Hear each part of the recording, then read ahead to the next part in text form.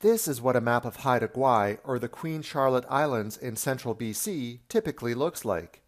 And this is what the map looks like using traditional Haida knowledge acquired over centuries prior to colonization.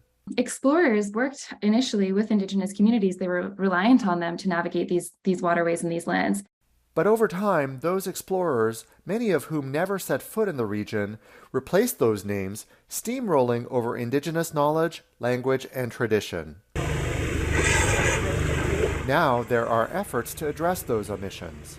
In Atkatsim, the traditional name for Howe Sound, north of Vancouver, youth divers are snorkeling in waters that were once so polluted fish couldn't survive. These days, they're teeming with herring, which provides food for animals right up the food chain.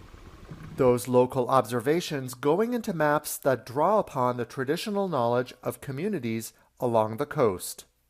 So if we're transforming the ways that we're creating these maps, it has to involve including Indigenous communities and local communities who have so much knowledge about these places that are being impacted by climate change. So our three communities straddle two different conservation authorities. The knowledge of Indigenous peoples also being tapped for flood mapping in the Thames River watershed in southwestern Ontario. That knowledge goes back to our natural ways of being and our outlooks and perspectives.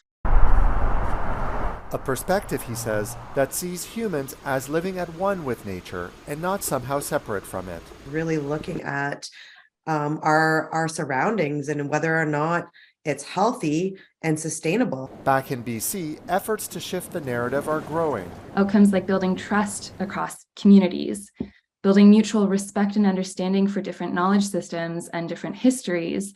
By drawing upon the invaluable insights of communities past and present, hope is building for a different and better way of addressing big environmental challenges. Kamyar Razavi, Global News.